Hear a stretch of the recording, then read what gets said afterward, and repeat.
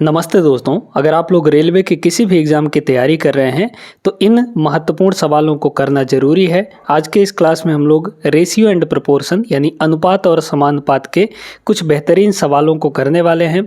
ये सवाल आपके रेलवे के एग्ज़ाम में आते ही आते हैं, चाहे वो रेलवे का कोई भी एग्ज़ाम हो, इसलिए इनको छोड़ना बिल्कुल भी नहीं है। पूरा ज़रूर देखिएगा वीडियो को, एकदम बेस्ट अप्रोच आपको बताने वाले हैं। आपको कोई दिक्कत नहीं होगी समझने में इन सवालों को। चलिए क्लास को शुरू करते हैं। यहाँ पर सिंपल सा एक सवाल देखते हैं। स्टार्टिंग में एक स्कूल लाइब्रेरी में फिक्शन पुस्तकों और नॉन फिक्शन किताबों का अनुपात यहाँ पर 4 और 3 दिया गया है।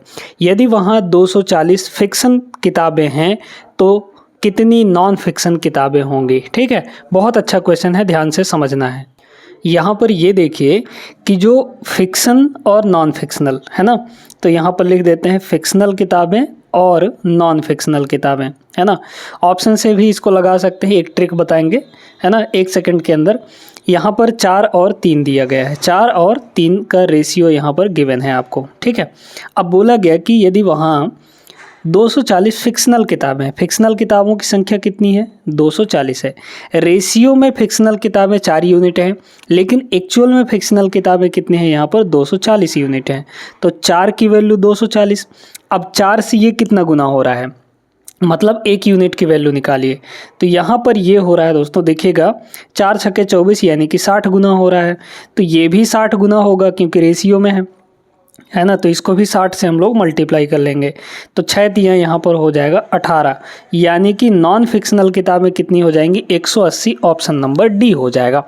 अब ये तो हुआ थोड़ा सा लिखने पढ़ने वाला तरीका। अब एक डायरेक्ट तरीका हम आपको बताते हैं। नंबर सिस्टम पढ़ना इसीलिए ज़रूरी होता है ताकि नंबर सिस्टम को हर एक चैप्टर में आप अप्लाई कर सकें। जैसे यहाँ पर डिविजिबिलिटी रूल से ये सवाल सिर्फ 1 सेकंड में बन जाता।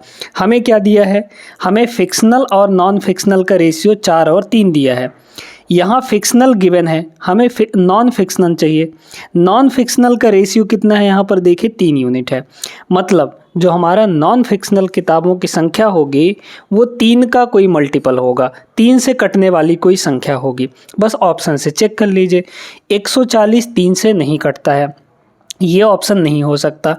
160 भी 3 से नहीं कटता है, 200 भी 3 से नहीं कटता है।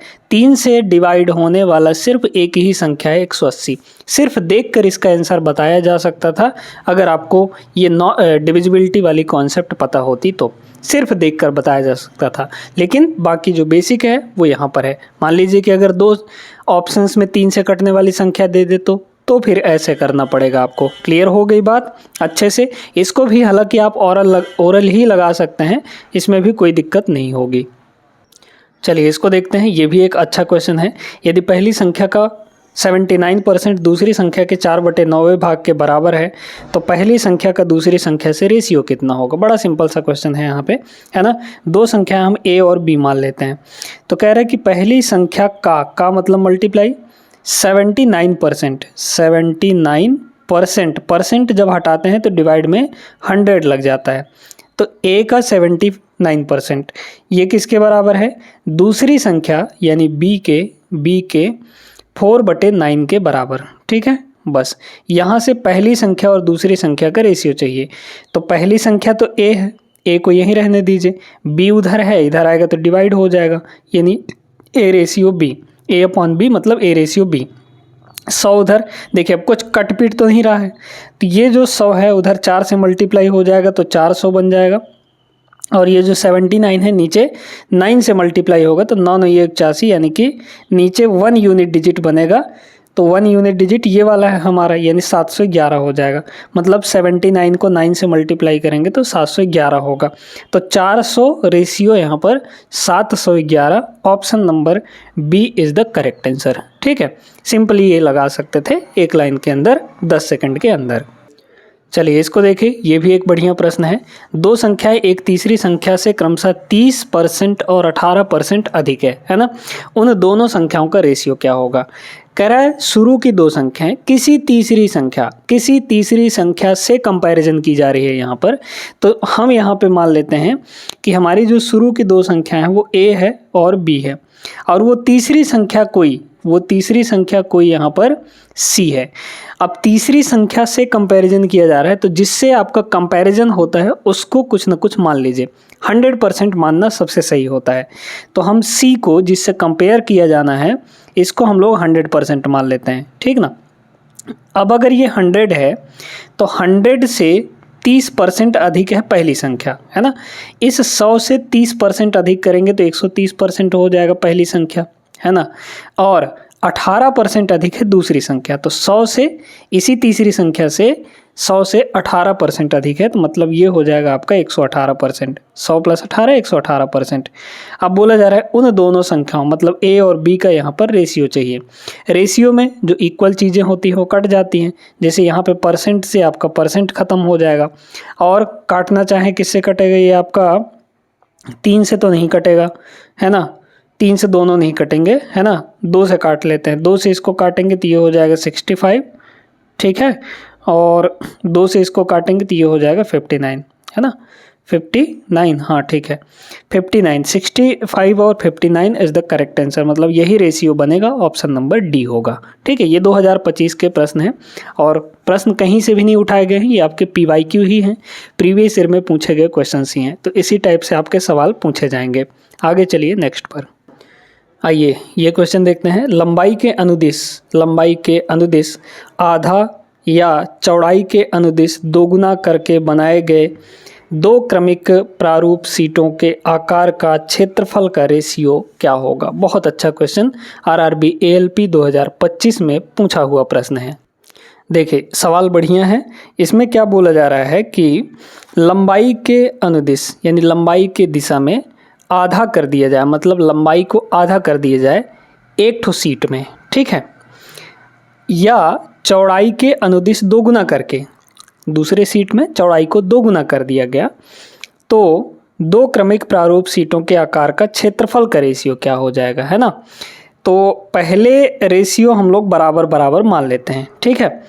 पहले स्टार्टिंग में रेशियो लेंथ इंटू ब्रेड्थ, क्योंकि आयत है तो आयत का जो क्षेत्रफल होता है लेंथ इंटू ब्रेड्थ होता है। दूसरे सीट का भी लेंथ इंटू ब्रेड्थ, है ना।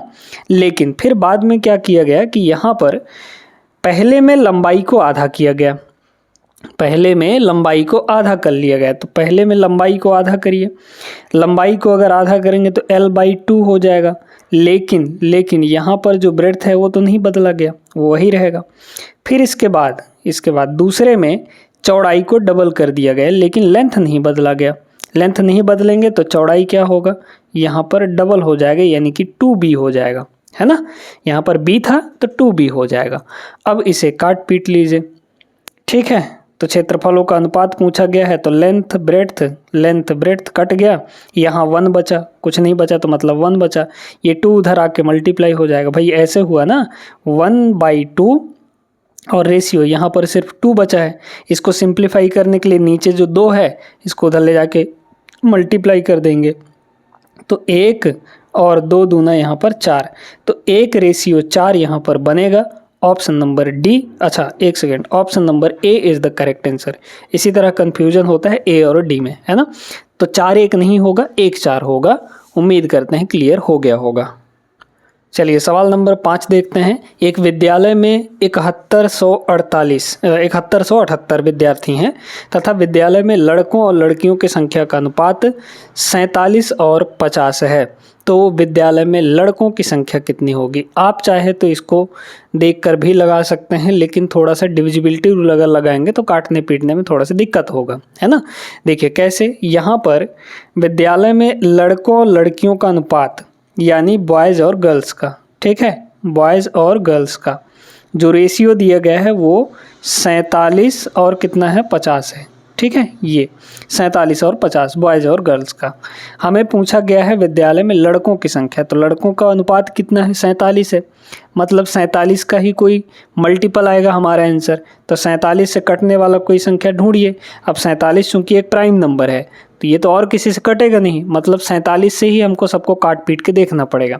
और 47 का कोई प्रॉपर रूल भी नहीं होता है, डिविजिबिलिटी रूल, ठीक है। तो इसलिए काट पीट के देखना पड़ेगा, तो थोड़ा लेंदी पड़ जाएगा, इसलिए तो कोई दूसरा तरीका लगाते हैं। देखिए टोटल विद्यार्थी हैं कितने यहाँ पे 7178, मतलब अगर रेशियो में टोटल विद्यार्थी देखा जाए बॉयज़ और गर्ल्स मिला के, तो इन दोनों को जोड़ेंगे तो 97 आएगा, है ना।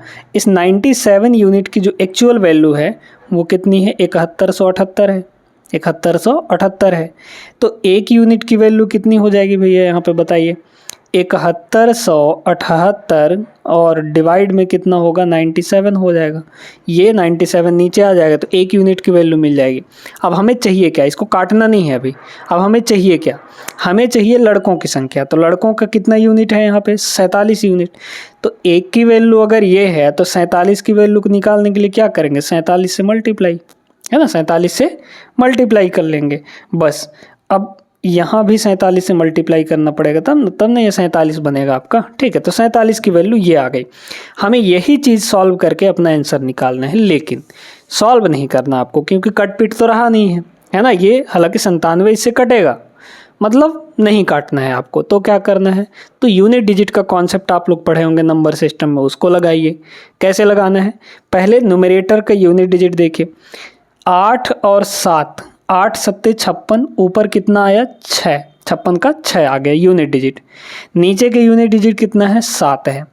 अब हम इस 7 में नीचे वाले में क्या मल्टीप्लाई करें कि हमें 6 मिले यूनिट डिजिट। देखिए अगर 1 मल्टीप्लाई करेंगे तो 7 एक कम 7, 7 दूना 14 हो जाएगा, 2 मिलेगा नहीं आएगा 6, है ना।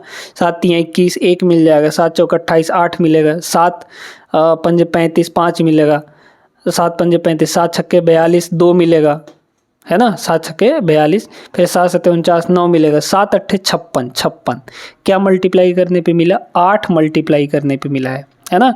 7 में जब हम 8 मल्टीप्लाई करेंगे तो हमें 56 यानी यूनिट डिजिट 6 मिलेगा। अब यही हमारे ये जो मल्टीप्लाई हुआ है यही हमारे आंसर का यूनिट डिजिट होगा, ठीक है। तो 8 यूनिट डिजिट वाला कौन सा है, ये 8 है, ये 5 है, ये 7 है, ये 1 है, 8 वाला सिर्फ एक ही है। ऑप्शन नंबर फर्स्ट हो जाएगा इसका करेक्ट आंसर। तो यूनिट डिजिट का कमाल था, यहाँ पे हमें कैलकुलेशन नहीं करना पड़ा, उससे बच गए हम लोग, है ना। आगे चलते हैं। देखिए दोस्तों, आय खर्च और बचत वाले सवाल रेशियो के अंदर भी पूछे जाते हैं, रेशियो प्रोपोर्शन में, और परसेंटेज के अंदर भी पूछे जाते हैं, है ना। तो ये रेशियो वाले सवाल हैं, कैसे करना है इनका बेस्ट तरीका हम आपको बताते हैं। बाकी एक्स वगैरह मान के करना है तो कर लीजिए आप लोग, उससे आपका ज़्यादा टाइम लग जाएगा, है ना। 3 चीज़ें होती हैं इसमें, 3 चीज़ें क्या क्या, एक तो इनकम, दूसरा एक्सपेंडिचर यानी खर्चा, है ना, एक व्यय जिसको बोलते हैं, और तीसरा होता है यहाँ पे सेविंग यानी बचत, है ना। ये जो इनकम है ये 2 भागों में बंटता है, मतलब कि एक्सपेंडिचर प्लस सेविंग, ये होता है इनकम का फॉर्मूला। अब देखिए अगर हम इनकम में से एक्सपेंस को घटा दे तो हमें सेविंग मिलेगा, या इनकम में से सेविंग को घटा दे तो हमें एक्सपेंस मिलेगा, है ना, यही तो होता है, ठीक है। अब देखिए हमें इनकम का जो रेशियो दे रखा है वो 5 और 7 दे रखा है। ये जो रेशियो है ये क्या है, इनकम का रेशियो 5 रेशियो यहाँ पर 7, ठीक है, ऐसे लिख लीजिए। ऊपर लिखना है इनकम का रेशियो। अब इसके बाद इनमें से प्रत्येक इतना प्रति माह बचाता है, मतलब सचिन और चेतन दोनों जो हैं वो 96,000 हर महीना बचा लेते हैं।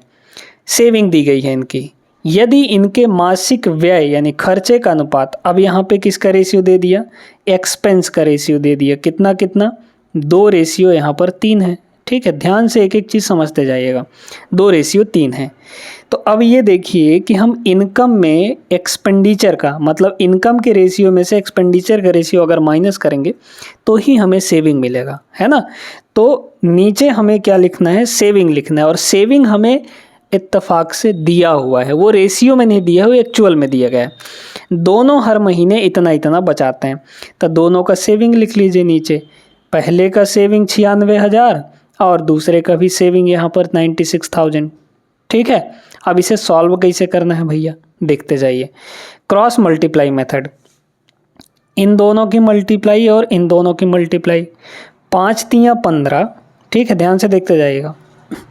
फिर डिफरेंस 2 सत्ते यहाँ पर 14, इतने यूनिट की जो वैल्यू होगी। अब आपको बड़े ध्यान से बताते हैं, देखिए अगर नीचे वैल्यू सेम है तो आप लोग इन दोनों को बस डिफरेंस ले लीजिए। वैसे क्या करते हैं हम लोग, इसका इससे मल्टीप्लाई, इसका इससे मल्टीप्लाई, फिर घटाते हैं, है ना। लेकिन अगर नीचे वैल्यू सेम है तो सिर्फ इनका डिफरेंस लेके मल्टीप्लाई कर लीजिए नीचे वाले से, है ना।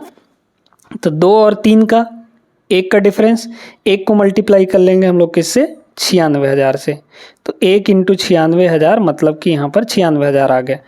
तो यहाँ पे भी एक यूनिट आएगा, तो एक की वैल्यू हमें कितना पता है यहाँ पर 96,000 है ना। एक की वैल्यू निकल गई, हमें क्या चाहिए, सचिन का मासिक आय। हाँ, एक चीज़ अब यहाँ पे बहुत ध्यान से बताने वाले हैं क्रॉस मल्टीप्लाई मेथड में। ये जो एक यूनिट आता है ये सिर्फ और सिर्फ ऊपर वाले में अप्लाई कर सकते हैं, यहाँ पर नीचे वाले रेशियो में अप्लाई नहीं कर सकते हैं। मतलब क्या हुआ इसका, जैसे एक की वैल्यू अगर हम यहाँ पे कहें कि 96,000 है, तो आप ये नहीं कह सकते कि यहाँ पर 3 की वैल्यू 96,000 × 3 होगा। ये जो आया है ये इन रेशियो के लिए नहीं आया है, ये ऊपर वाले रेशियो के लिए आया है। मतलब एक की वैल्यू अगर ये है तो आप इन दोनों की वैल्यू निकाल सकते हैं, है ना। इन दोनों की वैल्यू आप नहीं निकाल सकते। क्लियर हो गई बात, ठीक है। तो एक की वैल्यू अगर 96,000 है तो हमें सचिन का पूछा है, तो सचिन का मासिक आय ये वाला है, इनकम है ना, 5 की वैल्यू। तो यहाँ पर हमें सिर्फ 5 की वैल्यू चाहिए, 5 यूनिट की। तो 5 × यहाँ पर हो जाएगा 96,000, ठीक है।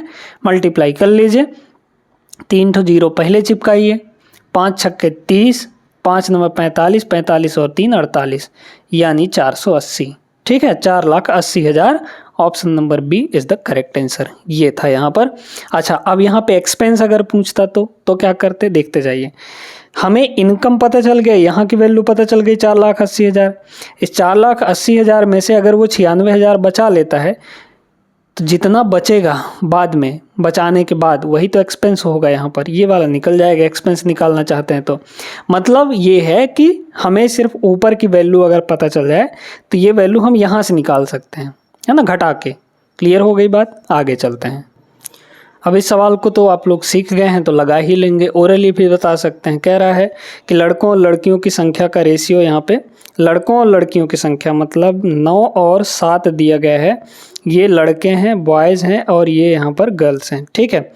लड़कियों की संख्या दी गई है 189, ये लड़कियों की संख्या 189 है। तो 7 की वैल्यू 179 है ना। फिर हमें क्या पूछा गया है, तो विद्यालय में लड़कों की संख्या मतलब 9 की वैल्यू चाहिए। तो अगर 9 की वैल्यू चाहिए तो 9 से कटने वाला कोई संख्या होगा, है ना। 9 से कटने वाला कोई संख्या चेक कर लीजिए। 9 से कटने का रूल क्या होता है, यहाँ पे अंकों का योग 9 से कटना चाहिए। सबको जोड़ लीजिए, 6 1 7 8 15, ये 9 से नहीं कटेगा। 2 और 4 6 3 9, ये कट सकता है। 4 1 5 7 5 12, 12 9 से नहीं कटता है, ये ऑप्शन नहीं होगा।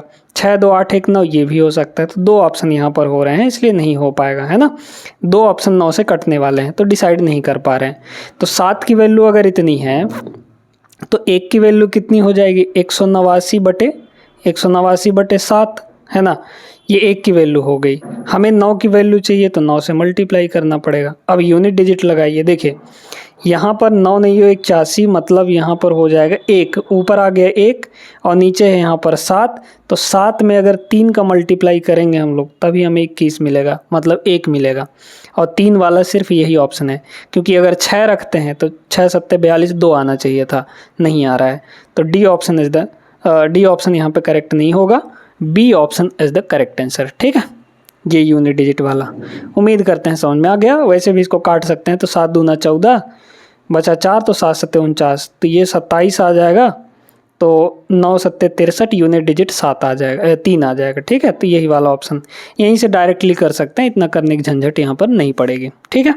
उम्मीद करते हैं दोस्तों कि ये सवाल आपके बहुत अच्छे तरीके से समझ में आ गए होंगे और इस वीडियो को आपने पूरा देखा होगा। अगर यहाँ तक आ गए हैं तो वीडियो को लाइक कर दीजिएगा, चैनल को ज़रूर सब्सक्राइब कर लीजिएगा। इसी तरह डेली हम आपके लिए क्लासेस लेकर आते रहेंगे और महत्वपूर्ण क्वेश्चंस को करवाते रहेंगे बेस्ट अप्रोच के साथ, ठीक है। मिलेंगे नेक्स्ट क्लास में, तब तक के लिए जय हिंद।